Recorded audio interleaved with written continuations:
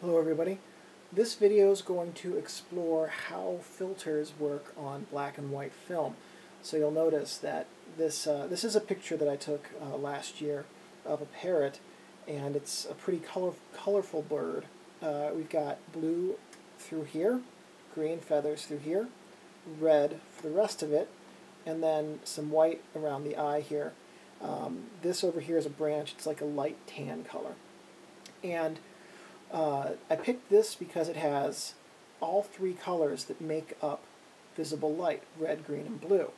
And what we're going to do is I'm going to show you, so take a look at how this looks right now. The red's a little dark, the green's the lightest, the blue is very dark down here, the red over here is pretty dark. I'm going to hold up different different filters in front of the camera, and you can see how the image changes with the filter. And that will show you how the filter affects black and white film and black and white photography when you use your digital camera to take black and white photos.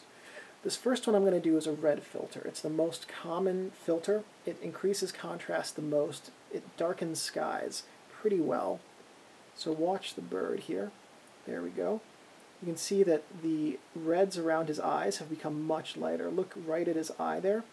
And there's some red feathers that are just to the right of it. Without the filter, they are much darker and stand out. With the filter, they almost disappear into the white around his eyes. We're going to go now to blue, being the opposite of red.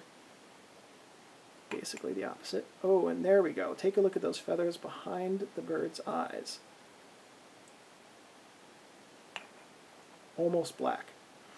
The reason that filters have this effect is the way that filters work is that they lighten the color that is coming through them and darken all the others. So a red filter lightens red colors and darkens blue and green. A blue filter lightens the blues, darkens the greens and reds. So let's take a look at the greens here. You can see they're the brightest part of the image. With the blue filter, they're much darker. Let's take a look at the green filter and let's see what the green filter does to the reds and the blues, and then how the greens react to it. So here's the green filter. Oops. There we go. Did I lose my focus? I might have a little bit. Nope. Alright, there we go. You can see again the reds are made much darker and the greens become lighter with the green filter. I should say they are more consistently light across the board. This last one I'm going to use is a yellow filter, and I've chosen this because there is no real yellow in this image. And you can see that because there's no yellow, what it's doing is basically just reducing the contrast overall. But you can see down here now the blue feathers a lot more. A big part of the reason for this, and this is just to demonstrate this, is because this is printed on a CMYK printer, cyan, magenta, yellow, black. The colors are created by combining those inks. And so it's not exactly like photographing something in the daylight. Excuse me. So, again, and of course if you're using color and colored filters, that doesn't work very well.